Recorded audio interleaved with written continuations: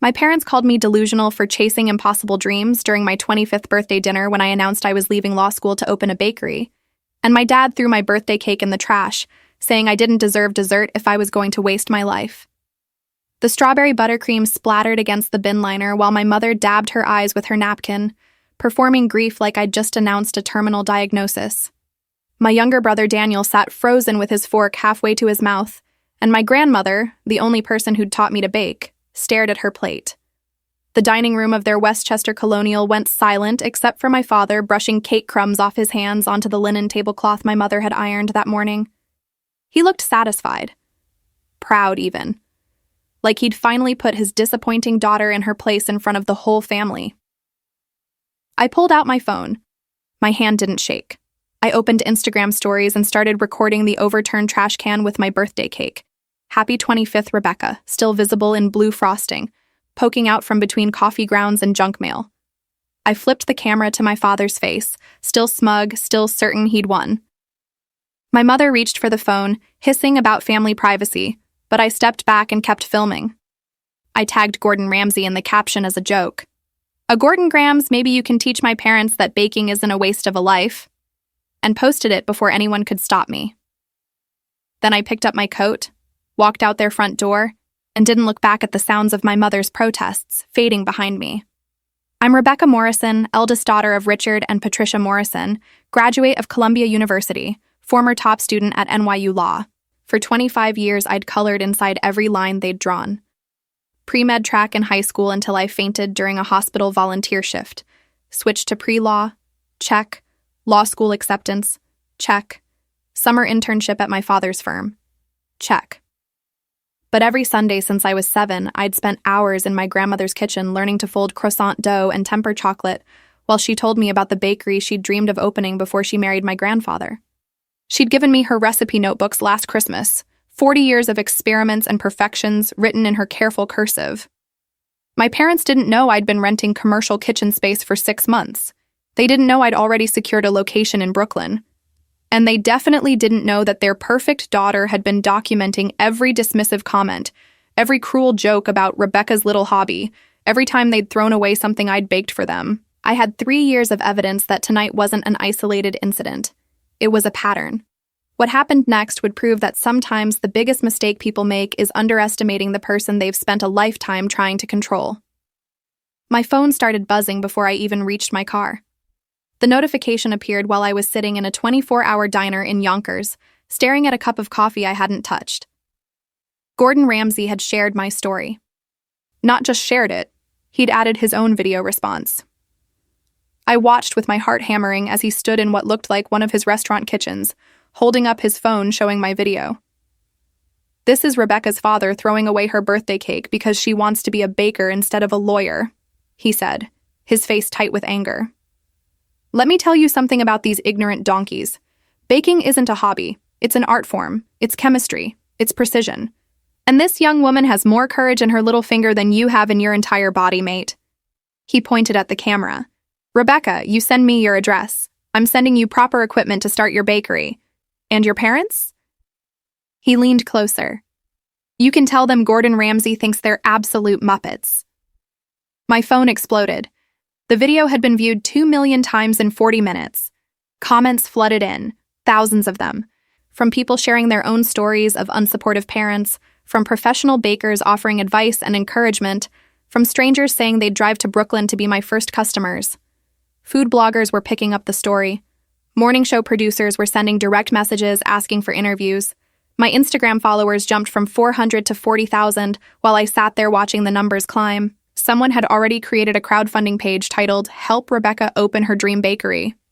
I hadn't asked for it, didn't even know who started it, and it had raised $60,000 before I finished my coffee.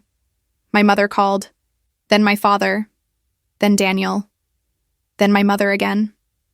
I let every call go to voicemail. I ordered pancakes I didn't eat and scrolled through messages from Le Cordon Bleu graduates offering to work for me, from commercial real estate agents offering better locations than the one I'd already secured, from a Brooklyn food critic saying she'd be first in line whenever I opened.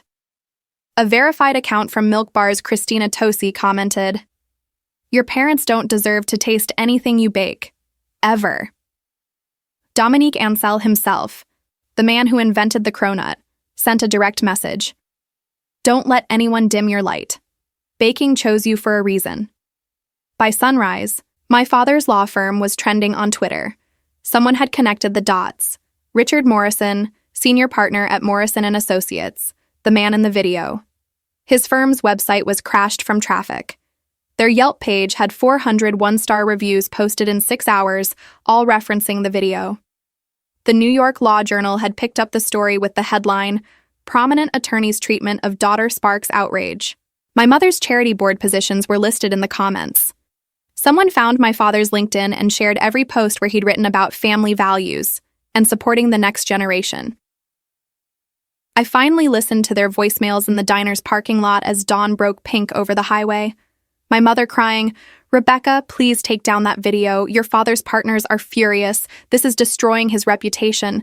How could you humiliate us like this? My father, tight-voiced. This is beyond inappropriate. You will remove that content immediately and issue an apology. We'll discuss your behavior when you've calmed down. Daniel, awkward. Hey, Mom and Dad are losing it. The firm's phone hasn't stopped ringing. Maybe you could just, I don't know, call them back? 37 messages total. Not one of them said sorry. Not one of them asked if I was okay. Every single one was about damage control for their reputation. I deleted them all. Then I called the landlord of my Brooklyn location and told him I'd be signing the lease today instead of next month. The crowdfunding page had hit $90,000. Gordon Ramsay's team had emailed me directly about equipment donations: a professional convection oven, an industrial mixer, a blast chiller. Christina Tosi wanted to do a collaboration for my opening week. The building I'd been looking at had a small apartment above the retail space. I could live and work in the same place, start fresh, build something that was entirely mine. My phone rang again. This time it was my grandmother. I answered. I saw what happened, she said without preamble. Her voice was steady, clear. I'm so proud of you, sweetheart. Not for the video, though they deserved that, but for walking away, for choosing yourself. She paused, and I could hear her moving around her kitchen. Your grandfather left me a small life insurance policy when he passed, $50,000. I never told your father about it because I knew he'd pressure me to invest it with his firm. I want you to have it, for the bakery, for your dream. I sat down hard on the curb. Grandma, I can't. You can and you will. I'm 83 years old. What am I going to do with it? Your parents tried to kill your spirit tonight, Rebecca. But all they did was show the world who they really are. Now let me help you show the world who you really are. By the time I drove back to Brooklyn, the sun was fully up and my future was unfolding faster than I could process. The bakery I'd been planning for months as a secret dream was becoming real with a speed that felt almost violent. But I wasn't scared anymore. I was focused, determined, and I was done apologizing for wanting something my parents didn't understand. They'd thrown away my birthday cake thinking it would break me. Instead, they'd handed me the match that would burn down every expectation they'd ever had. And I was going to enjoy watching it burn. The lease signing took 20 minutes. The landlord, a retired Italian baker named Angelo, had seen the video. He knocked 15% off the monthly rent and offered to help with renovations. My daughter's a lawyer too, he said, sliding the keys across his desk. Miserable every day. You're doing the right thing. The space was perfect. Exposed brick, tall windows facing the street, original tin ceiling. The apartment upstairs was small but had good light and a working bathroom. I could move in immediately. My phone hadn't stopped. News outlets wanted interviews, The Today Show, Good Morning America, local Brooklyn papers. Food Network had called twice. I ignored most of them and focused on the bakery. I hired a contractor who'd commented on my Instagram offering discounted labor. Within 48 hours, I had a timeline. 4 weeks to renovate, install equipment, pass inspections, and open. Gordon Ramsay's donated oven arrived on day 3, delivered by 2 men who asked to take selfies with me. My parents tried different tactics. My mother showed up at my old apartment on day 4. I'd already moved everything worth keeping to Brooklyn. She stood in the hallway looking smaller somehow. Her usual polish cracked. Your father had to issue a statement to his clients, she said. 3 of them are considering leaving the firm. 25 years of reputation building, Rebecca. Gone because you couldn't handle criticism like an adult. I leaned against the doorframe. He threw my birthday cake in the garbage and told me I didn't deserve dessert. You sat there and let him. He was upset. You ambushed us with this ridiculous bakery idea? I'm 25 years old. I don't need your permission to choose my career. We paid for Columbia. We paid for law school. You owe us. I owe you nothing. You paid for the daughter you wanted, not the one you had. That's on you. I started closing the door. Don't come here again. She put her hand out, stopping it. Rebecca, please. Your father is talking about disowning you, writing you out of the will. Is this really worth destroying our family? I looked at her manicured nails, her tennis bracelet, her carefully styled hair. Everything about her was maintained for appearance. You destroyed this family the second you prioritized Dad's ego over my happiness. I just made sure everyone else could see it too. I shut the door. She didn't knock again. The contractor found something during demolition. Original 1920s tile work behind the drywall, mint green and cream, perfectly preserved. We exposed it, built the design around it. Vintage meets modern.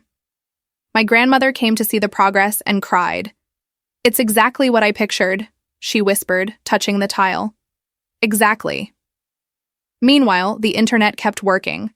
Someone created a subreddit tracking my bakery's progress. Food bloggers were scheduling opening day coverage. A line formed outside even though I hadn't announced an opening date. People left flowers and notes of encouragement by the door. The crowdfunding had hit $130,000. I used it for equipment, ingredients, hiring staff. I interviewed 23 people and hired 5, all of them from non-traditional backgrounds. One had been in prison. One was a single dad. One was a former accountant who'd always wanted to bake. They understood what it meant to bet everything on a dream. My father's firm released another statement. Mr. Morrison's personal family matters do not reflect the values of Morrison and Associates. But the damage was spreading. 2 junior partners left. A major corporate client moved their business to a competitor. The New York Times ran a piece about toxic family dynamics in professional families, using my story as the centerpiece. My father's name was everywhere, always attached to the phrase, threw birthday cake in trash. Daniel came to Brooklyn on day 12. I was testing croissant recipes when he knocked. He looked uncomfortable in his Columbia sweatshirt and expensive sneakers, my parents' golden child who'd never questioned the path they'd laid out. They're falling apart, he said, watching me laminate dough. Mom cries every day. Dad's drinking more.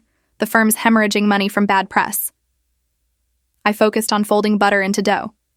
And you won, okay? You made your point. Maybe you could post something saying it was all a misunderstanding. It wasn't a misunderstanding. It was abuse. He humiliated me on my birthday because I dared to want something different than what he planned. He's still our dad, Rebecca. Then he should have acted like it. I looked at my brother. Did he send you here to negotiate? Daniel shifted. He wants to know what it would take for you to delete the video. There it was. Not an apology, not acknowledgement, just damage control. Tell him there's not enough money in his retirement account to make me forget what he did. Tell him the video stays up forever. Tell him every time someone searches his name, they'll see him throwing away my birthday cake. And tell him that I'm opening my bakery in 3 weeks and he's not invited. Rebecca. You can leave now, Daniel. He did, but not before looking around the space with something like envy in his eyes. The inspections passed. The health department gave me top marks. The equipment was installed and tested. I finalized the menu, classic French pastries with unexpected twists, lavender honey croissants, cardamom morning buns, chocolate babka with tahini swirl, brown butter chocolate chip cookies with sea salt. Everything I'd perfected in my grandmother's kitchen, elevated. I hired a photographer to shoot the space. It looked like a dream. Warm light, marble counters, glass cases waiting to be filled with pastries. I posted the photos with a simple caption, Opening day, 3 weeks, Brooklyn. See you there. The post got 500,000 likes in 6 hours. Then my mother did something I didn't expect. She called a press conference. I watched it live on my laptop while training my new staff. She stood outside their Westchester house in a cream suit, my father beside her looking gray and diminished. "We love our daughter very much," she read from a prepared statement. "While we had concerns about her leaving law school, we never intended to hurt her. Families disagree. We hope Rebecca knows she'll always have our support, and we're proud of her courage in following her dreams." It was perfectly crafted, designed to make them look reasonable, make me look vindictive for not accepting their olive branch. The comments were split, some people saying I should forgive them, others pointing out they still hadn't actually apologized for throwing away the cake. My mother took questions.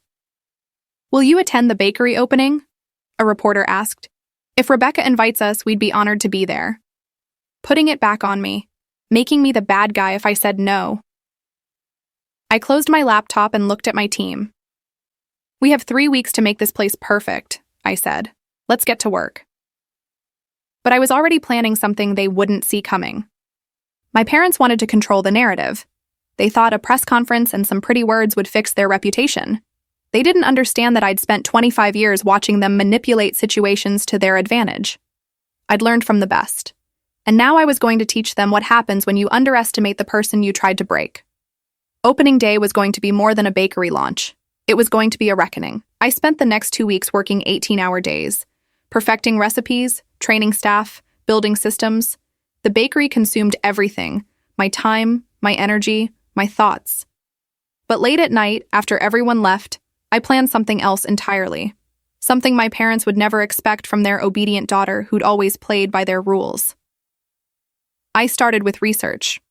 Real research, the kind my expensive legal education had taught me. My father's firm had been struggling before the video. I found quarterly reports buried in public filings showing declining revenue for 3 years straight. 2 major clients had left months ago. Nothing to do with me. The firm was bleeding money, covering it with credit and my father's reputation. The video hadn't destroyed them. It had just accelerated a collapse that was already in motion. My mother's charity work was more interesting. She sat on the board of the Westchester Women's Fund, a prestigious organization that gave grants to women entrepreneurs. I requested their public tax documents and found something beautiful. They'd rejected 43 bakery applications in the past 5 years. Every single one.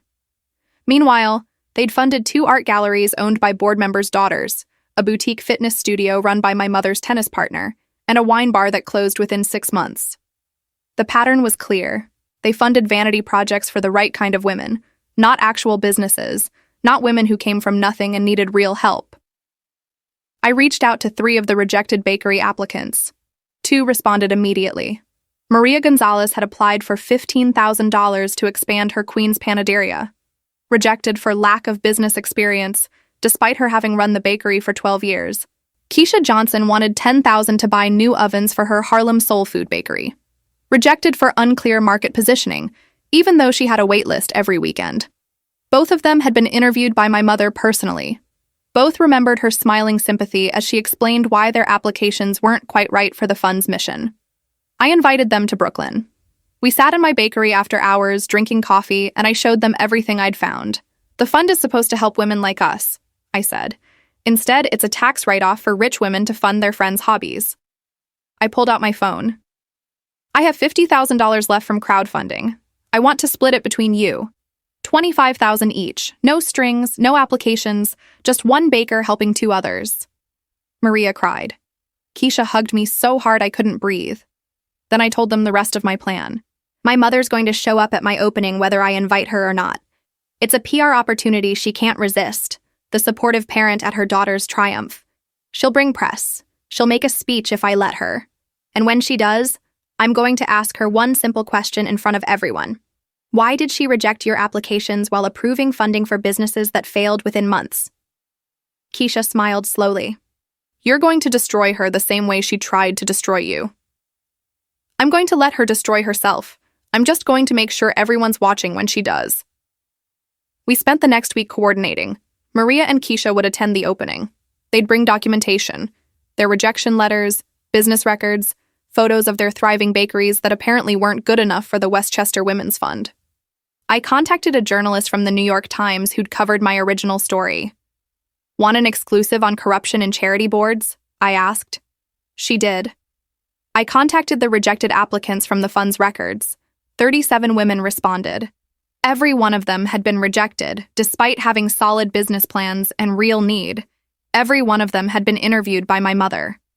My grandmother called with news. Your father's firm lost another client, a big one. Your uncle heard from his golf buddy. She paused. They're desperate, Rebecca. Desperate people do desperate things. She was right.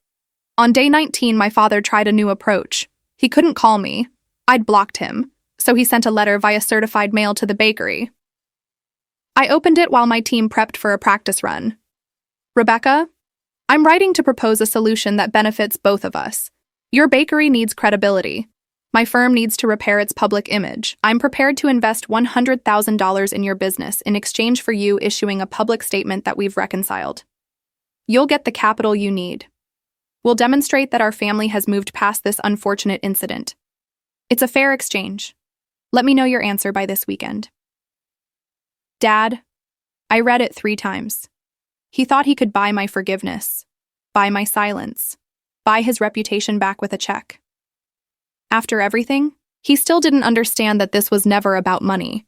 It was about respect, about recognizing that his dreams weren't more important than mine just because he was my father. I wrote back on bakery letterhead, Dad, thank you for your offer. I decline. My bakery doesn't need your money and my conscience doesn't have a price tag. See you at the opening. Or don't. Either way, I'm succeeding without you. Rebecca, I didn't send it certified mail. I posted it on Instagram with the caption, when people show you who they are, believe them. When they try to buy you, charge interest. It went viral again. The internet loved it. My father's attempt to manipulate me into silence became another example of his character. Law blogs picked it up. Ethics professors used it in classes about professional responsibility. Someone made t-shirts that said, my conscience doesn't have a price tag, with all proceeds going to women entrepreneur funds. My mother's response was more strategic. She donated $50,000 to a women's shelter in Brooklyn, very publicly, with a press release emphasizing her lifelong commitment to supporting women's dreams. The shelter gratefully accepted. They needed it, but I could see the calculation. She was trying to rebuild her image before opening day. She knew something was coming. She just didn't know what. 4 days before opening, Gordon Ramsay's team called. He wanted to do a surprise appearance on opening day, film content for his social media, maybe bring a camera crew. He's invested in your success, his manager said, and he wants to see you prove your parents wrong in person. I said yes. Then I called the Times journalist. How would you like to break a story about charity corruption on the same day you cover my opening? She could barely contain her excitement. The pieces were falling into place. My parents thought they were managing a PR crisis. They thought this was about reputation repair and family reconciliation. They had no idea they were walking into a trap I'd been building for 3 weeks. A trap that would expose not just their treatment of me, but their treatment of dozens of women they deemed not worthy of help. My grandmother came over the night before opening. She helped me prep dough for the morning bake, hundreds of croissants, dozens of loaves, countless pastries. We worked in comfortable silence until she finally spoke. Your mother called me. She knows you're planning something. Good. Let her worry. She asked me to talk to you, to tell you that revenge won't make you happy. I looked at my grandmother, this woman who'd given up her own dreams for marriage and family. What did you tell her? She smiled. I told her that you're not seeking revenge. You're seeking justice, and that there's a difference she never learned. She squeezed my hand. Make it count, sweetheart, for all of us who never got to fight back. I worked through the night. My team showed up at 4 a.m. We filled the cases with pastries that looked like art. Golden croissants, glossy tarts, perfectly laminated Queen Yaman. The smell of butter and sugar and yeast filled the space. Outside, a line had already formed. 50 people deep, maybe more. Food bloggers, press, curious strangers. And somewhere in that crowd, I knew my parents would appear, because they couldn't resist the chance to be seen supporting their daughter now that she was successful. They had no idea what was waiting for them. No idea that opening day wasn't just about celebrating my bakery. It was about exposing every lie they'd told, every woman they'd dismissed, Every time they'd chosen image over integrity. The sun came up over Brooklyn. I unlocked the door, and the reckoning began. The line stretched around the block by 7 in the morning. My staff moved with practiced efficiency, boxing pastries, pouring coffee, handling the register. I worked the floor, thanking customers, watching the door. News cameras were setting up outside. Food bloggers were photographing everything. The energy was electric. Opening day of the bakery that had become a symbol of something bigger than bread. My parents arrived at 8:30. I spotted them through the window. My mother in designer clothes and perfect makeup. My father in a suit despite the casual crowd. They'd brought Daniel, a photographer. They were staging their reconciliation. My mother's smile was camera-ready as they approached the entrance. Several people in line recognized them. Whispers spread. Phones came out. I met them at the door. "Rebecca," my mother said, arms extended for a hug I didn't return. "Sweetheart, this is wonderful. We're so proud." The photographer snapped away. My father nodded, trying to look paternal. Behind them, I saw Maria and Keisha arrive right on schedule. "Come inside," I said. "We should talk." They followed me in, clearly expecting a private moment for their carefully planned apology. Instead, I led them to the center of the bakery where I'd set up a microphone. The crowd quieted. Cameras turned toward us. This was the moment people had been waiting for, the confrontation, the reconciliation, the forgiveness. "Thank you all for coming," I said into the microphone. "This bakery represents a dream I was told was worthless. My parents," I gestured to them, "thought law school was the only respectable path. When I disagreed, my father threw my birthday cake in the garbage and told me I didn't deserve dessert if I was going to waste my life." My mother's smile tightened. This wasn't the script they'd expected. "Rebecca, maybe we should..." But I've learned something interesting over the past few weeks. My mother serves on the board of the Westchester Women's Fund, an organization dedicated to helping women entrepreneurs.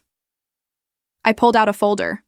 In 5 years, they've rejected every single bakery application they received, 43 applications from women who needed help. Women like Maria Gonzalez.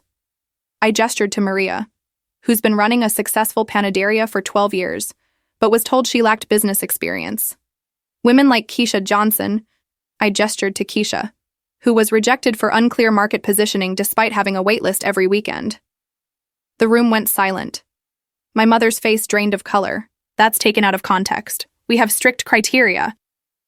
You funded your tennis partner's fitness studio that closed in 4 months.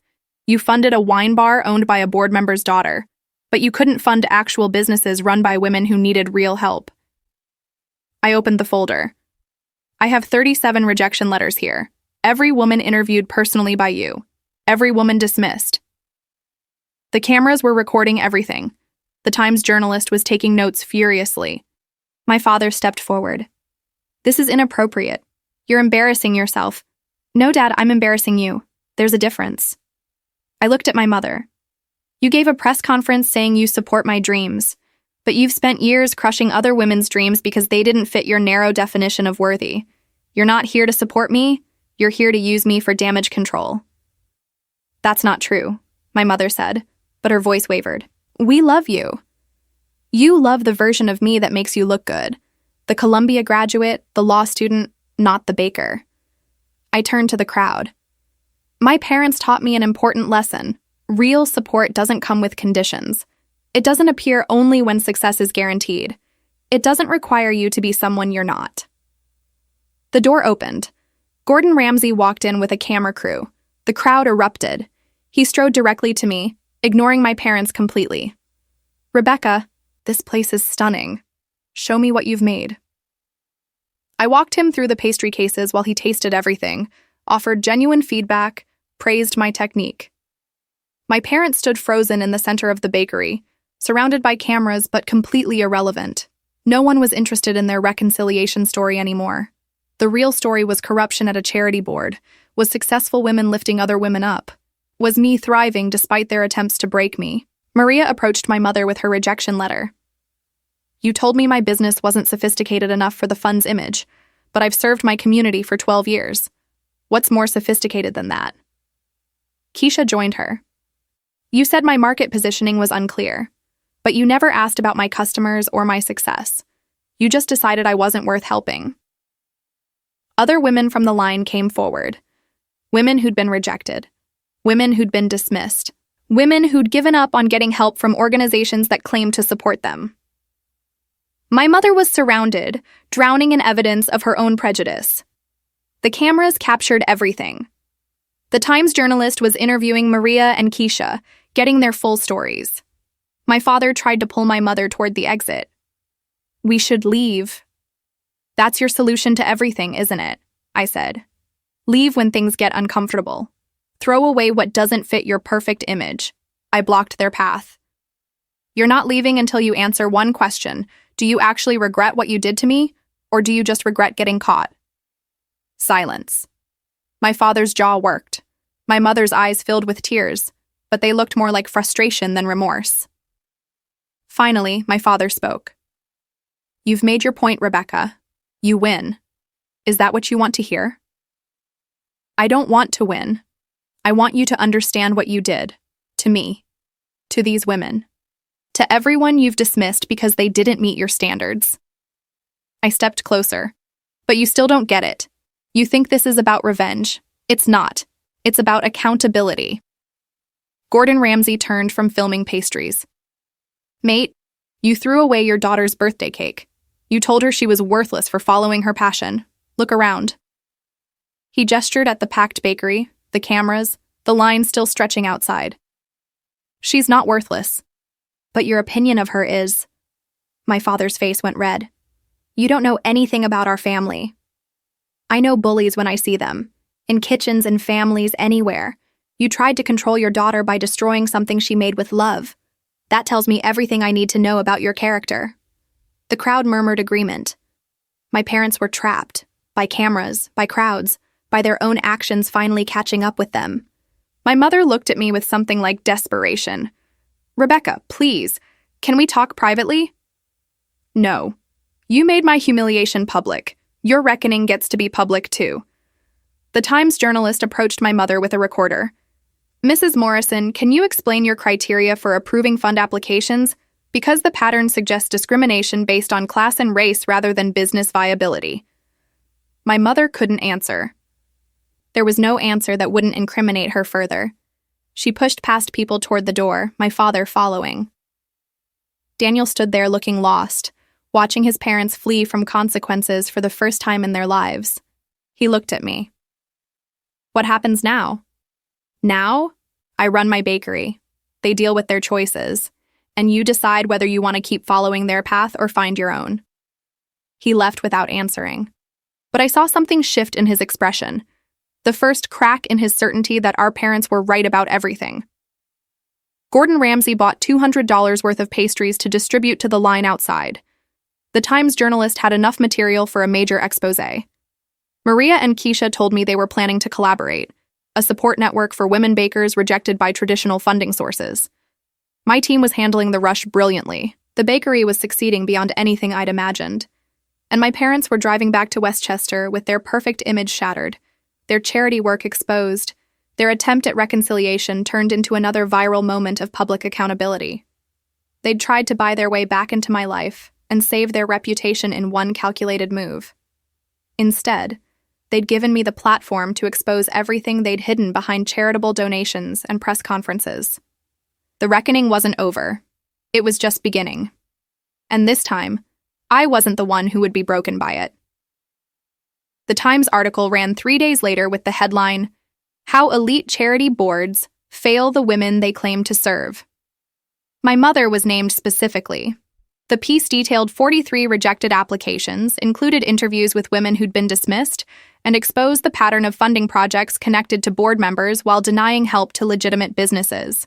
The Westchester Women's Fund faced immediate backlash. 3 board members resigned. Major donors pulled funding.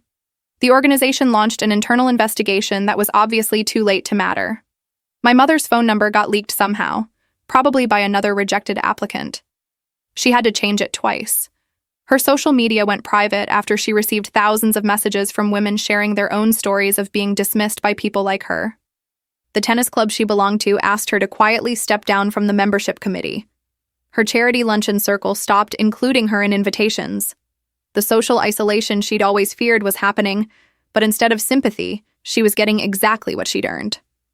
My father's firm hemorrhaged 3 more clients in 1 week.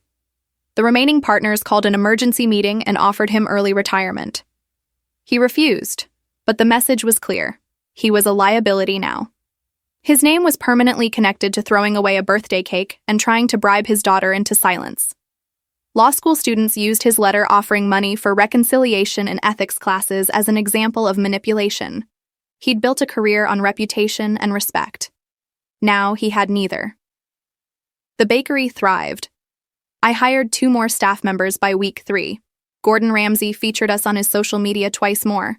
Christina Tosi came through on her collaboration promise. We created a special pastry together that sold out in 90 minutes. The line outside never disappeared. I was profiled in Food and Wine, Bon Appetit, The New Yorker. But the coverage wasn't just about the food. It was about what the bakery represented. Choosing yourself over other people's expectations, succeeding despite people who tried to destroy you, lifting others up instead of keeping them down. Maria and Keisha launched their support network for women bakers.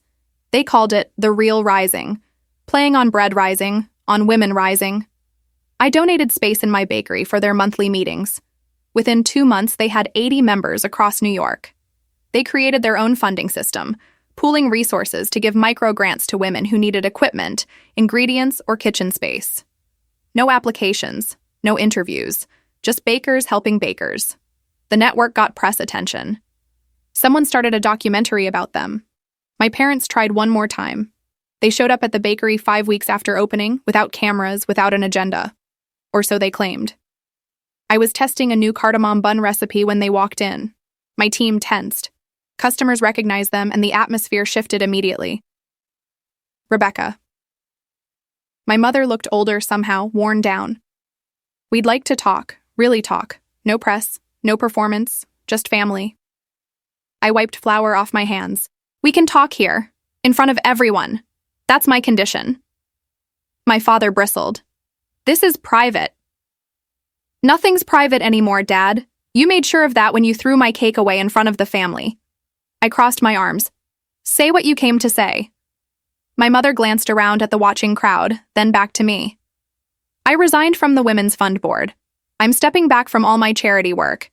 The investigation found evidence of bias in our approval process. I can't claim ignorance anymore. She paused.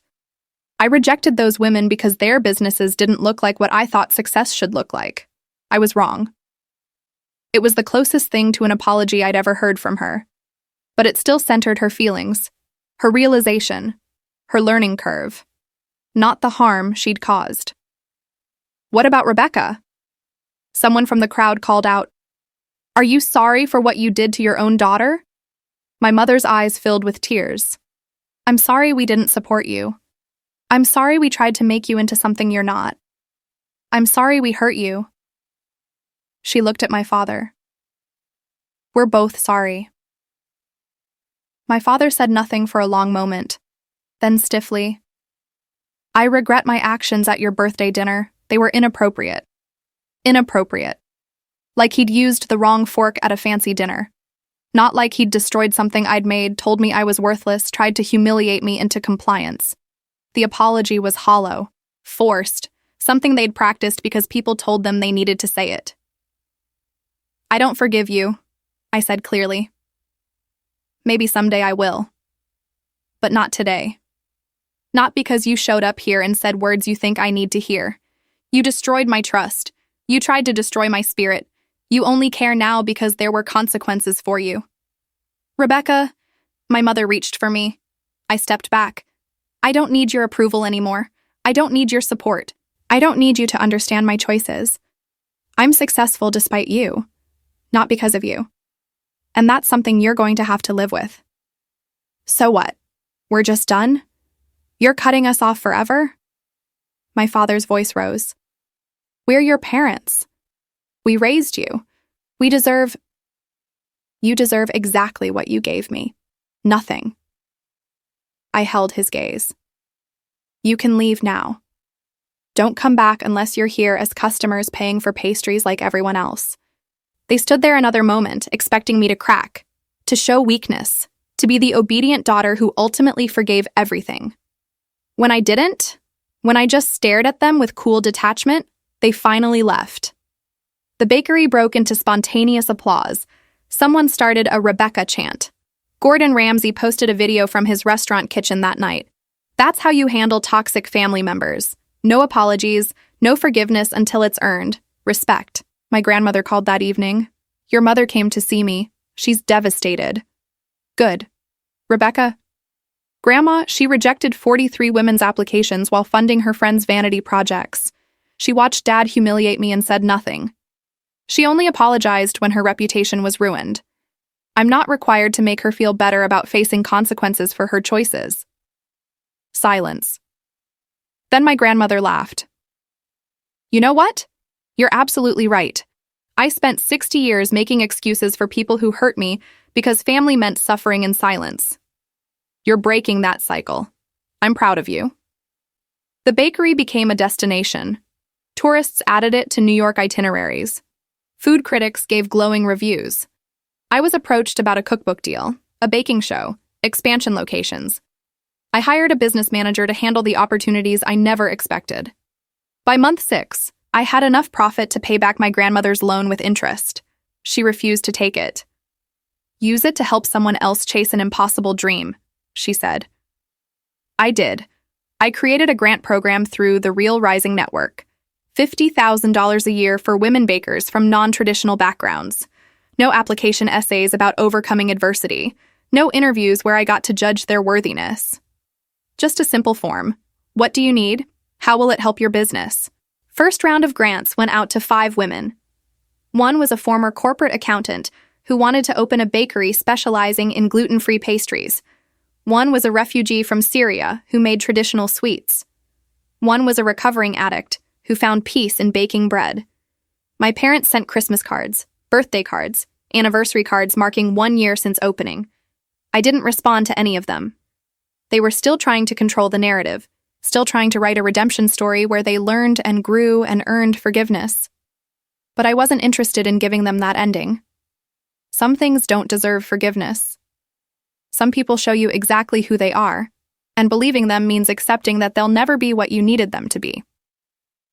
Daniel came by occasionally. He'd switched from business school to graphic design. I realized I was doing everything for them too, he admitted over coffee. Watching you walk away made me realize I could too. We weren't close. Too much had happened, but we were finding a tentative sibling relationship built on honesty instead of obligation. The bakery's 2nd anniversary fell on my birthday. I made a huge celebration cake, 6 layers, strawberry buttercream, beautiful decorations. I cut it surrounded by my team, my grandmother, Maria, Keisha, the women from the Real Rising Network. People who'd supported me without conditions. People who understood that success meant defining it for yourself, not accepting someone else's definition. Someone asked if I'd invited my parents. I smiled and took a bite of cake. Why would I celebrate with people who tried to throw my dreams in the garbage? The room erupted in laughter and cheers. I posted a photo of the cake on Instagram with the caption, 2 years ago, someone threw away my birthday cake and told me I didn't deserve dessert if I was going to waste my life. Today I own a successful bakery, have helped fund dozens of women entrepreneurs, and made my own celebration cake that tastes like victory. Some of us are built different. We don't need approval, we need purpose. And I found mine. The post got 2 million likes. Gordon Ramsay commented, "Still proud of you. Still think your parents are donkeys." My parents never commented. They were too busy dealing with the permanent consequences of their choices. A diminished social circle, a struggling law firm, a daughter who succeeded without them and refused to pretend they deserved credit for any of it. They wanted a redemption story. Instead, they got accountability. And that, I realized, was its own kind of justice. 3 years after opening, I bought the building. Angelo was retiring and offered to sell it to me for a fair price. I'd made him more in rent than he'd expected, and he liked what I'd built. The apartment upstairs was still small, but it was mine. The bakery below was thriving.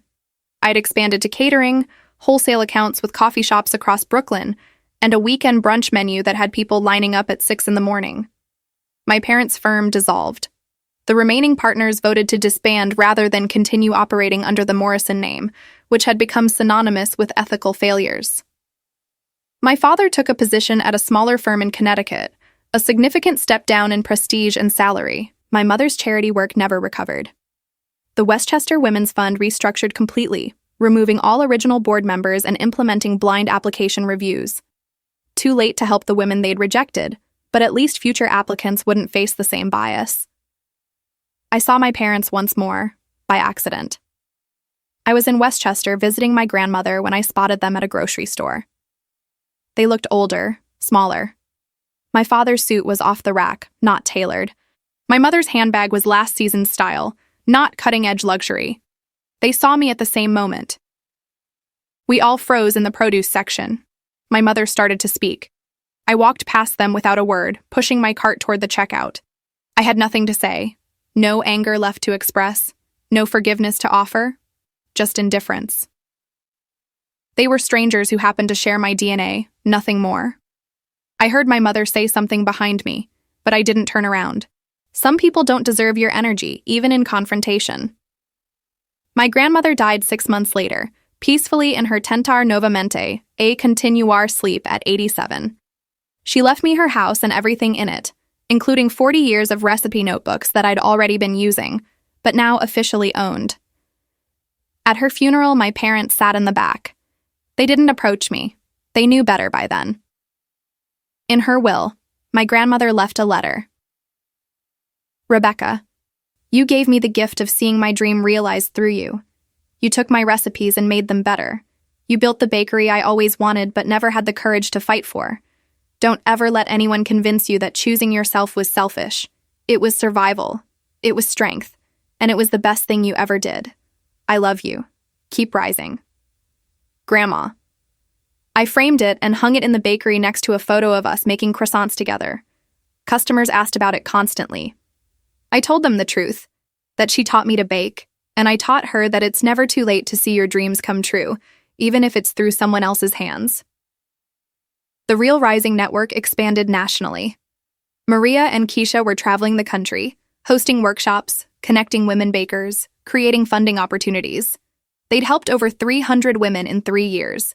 The documentary about them premiered at Tribeca Film Festival. I attended the screening and watched our story, mine, theirs, all the women who'd been told their dreams weren't sophisticated enough or their businesses weren't worthy, play out on a giant screen. The audience gave a standing ovation. My bakery opened a second location in Manhattan, then a third in Queens. I hired managers for each one, promoted from within, gave opportunities to people who reminded me of myself. Hungry, talented, dismissed by traditional gatekeepers. One of my managers was a former lawyer who'd hated corporate work and found peace in pastry. She understood exactly why I'd walked away from law school. Daniel got engaged to a woman who painted murals for a living. Our parents didn't approve. They wanted him to marry someone from their social circle, someone with a traditional career. He told them if they couldn't respect his choices, they weren't invited to the wedding. They backed down immediately. They'd learned that their children had spines, had voices, had the ability to walk away if pushed too hard.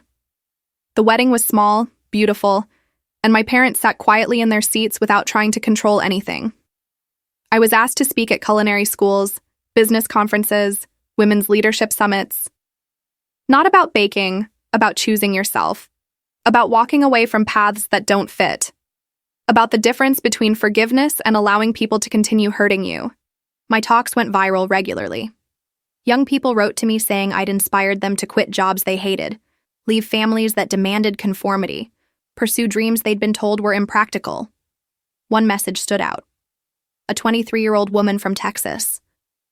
My dad told me I was throwing my life away by dropping out of medical school to become a photographer. He said I'd regret it forever. Then I saw your story and realized his regret isn't my responsibility. Thank you for showing me it's okay to disappoint people who won't support me. I'm happy now. That's what matters. I framed that message too. Put it in my office where I could see it on hard days. My parents tried reaching out one final time on the bakery's 5th anniversary. A letter arrived, handwritten by my mother. Rebecca, 5 years ago, we failed you in every way parents can fail a child. We tried to force you into a life you didn't want. We punished you for having courage we never had. We've lost you, and we know we deserve that loss. We're not asking for forgiveness. We're not asking for a relationship. We just want you to know we were wrong about everything. Watching you succeed has been painful because it proves we were wrong, but also because we're proud despite having no right to be. You built something beautiful. You helped so many women. You became everything we should have encouraged you to be. We know we can't be part of your life, but we hope you're happy. You deserve happiness. Mom and Dad. I read it twice. Then I put it in a drawer and never responded. It was a better apology than the first ones, more honest, less manipulative, but it was 5 years too late. They'd had countless chances to support me before I succeeded. They'd chosen criticism, control, and humiliation instead. Now they wanted credit for acknowledging their mistakes after I'd already won despite them. Some people think forgiveness is required for moving on. But I'd moved on years ago. I'd built a life, a business, a community. I'd helped hundreds of women chase dreams that people like my parents had dismissed. I'd proven that success doesn't require approval from people who can't see your value. The absence of forgiveness wasn't bitterness. It was boundary. It was saying, you don't get access to me just because we share blood. You lost that privilege when you threw my birthday cake in the garbage. The bakery's 10th anniversary was a neighborhood event. We blocked off the street, set up tables, gave away thousands of pastries. Gordon Ramsay sent a video message that played on a big screen. Christina Tosi came in person. The Real Rising Network hosted a panel discussion about supporting women entrepreneurs. Maria and Keisha announced a scholarship program. Full culinary school tuition for women from underserved communities, funded by their network and supported by my bakery's profits. I stood in the middle of the celebration watching hundreds of people eat pastries I'd made, talking about dreams they were chasing, supporting each other the way I'd needed support 10 years ago. My team was thriving. My business was successful. My life was full of people who'd earned their place in it through respect and genuine care. My parents weren't there. They were presumably still in Connecticut. Still diminished, still living with the consequences of trying to break someone who turned out to be unbreakable. I didn't think about them often anymore. They were a chapter I'd closed, a lesson I'd learned. Some people will try to destroy you for not being what they wanted. The victory isn't in making them sorry. It's in succeeding so completely that their opinion becomes irrelevant. I made a speech that night, standing on a small stage in front of the bakery. 10 years ago, someone told me I didn't deserve dessert if I was going to waste my life. Tonight, I'm surrounded by proof that I deserved everything I fought for. Not because I'm special, because I refuse to let anyone else define my worth. To everyone here chasing dreams that other people call impossible, they're wrong. You're not delusional. You're not wasting your life. You're brave enough to bet on yourself. And that's the only approval you'll ever need. The crowd erupted. People were crying, cheering, taking videos. The moment went viral again, 10 years later, still resonating. Still inspiring people to choose themselves over other people's expectations. I went back inside as the party continued outside. Looked around at the space I'd built from nothing. The vintage tile we'd uncovered during renovation. The cases full of pastries that represented years of practice and refinement. The photos on the wall of my grandmother, of Maria and Keisha, of women I'd helped through grants and support. No photos of my parents. They hadn't earned that space. My phone buzzed. A message from Daniel. Watching the live stream. You did it. You actually did it. And you look happy. I was happy. Not because I'd gotten revenge on my parents, though their diminished circumstances were satisfying in a distant, impersonal way, but because I'd built something real, something good, something that helped people beyond myself. I'd turned their cruelty into fuel for creating a business that lifted other women up instead of tearing them down. That was the real victory. Not their suffering, but my thriving. Not their apologies, but my indifference.